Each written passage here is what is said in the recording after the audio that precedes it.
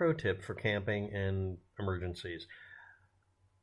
You can find for anywhere from like, a couple of bucks to $40 a device that ignites fuel like a tinder or a gas lighter that uses sparks like in the old days instead of using an electrical ignition. These things usually are based on the same wheel and flint that you find in an old style Bic lighter. Uh, a round wheel made out of usually DuPont mix of metals wrapped around a wheel, and they can be hex or round shaped. And it's called a flint striker or igniter, and it can be found as a barrel lighting mechanism or assembly for camping stoves, where you turn a knob and it runs basically the same thing at the other end. Flint wheel barrel stem spare replacements, 36 for $25 or 70 cents each, exist. The ones that are made out of brass, I mean, you can do a project where you solder one together, exist. I found one of these that came out of a clipper lighter on the ground. Now, when I was into ultralight camping, or also during when I had no choice, I was homeless, so I was camping, I had these with me, almost never used them, but I also had something even more effective.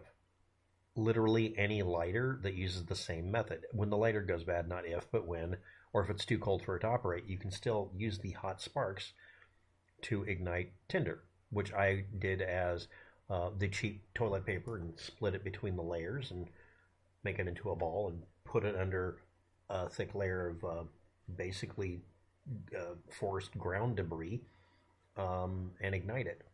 And if I wanted to really get it going, I would take dry pine needles and put it right on top of the paper. And it was literally snip once, get it going, and just let the air currents ignite everything else. It just has to get hot enough for long enough for the slightly thicker twigs that are the size of literally toothpicks to ignite, and that would get everything going. But having a lighter was easier. You can find them sometimes that are just thrown away. And what I did is, at one point, I sold ultralight camping kits based on literally tin can stoves and soda can stoves, and even a pot made out of a Dintimore can. No, I'm not kidding. I made a complete cook set that fit into a little thing. It was so cute. It looked like a little Barbie magic cook set thing. And we even black painted them or whatever.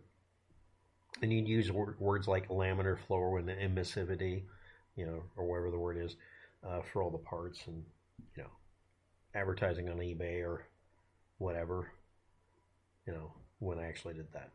But anyway, they're 70 cents each, and they're exactly what you're looking for. And what you do is you stick them into Fimo or some other hard putty with them coated with a release agent, so you can put one in. And you can get these, like 100 of them for, $20 sometimes too. You can find them at places that sell the cigarette lighters. The reason they're used is you can replace just the flint, which is just this ferrocerium rod, or you can replace the whole lighter, one part at a time, and you can refill them. It makes them more sustainable. But yes, if you want to, you can get the brass thingy, and it's as cheap as $8.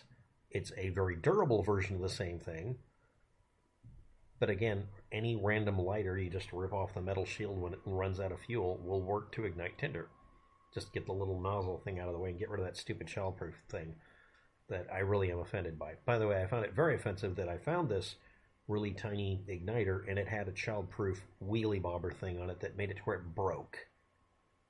When you're trying to protect people so much that you break your product and it, just happens to increase your, your bottom line money, kind of irritating. But anyway, I'm putting this up here.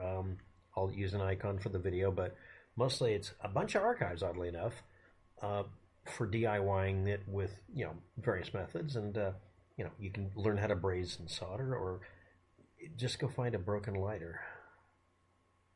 $40 for something that just makes sparks.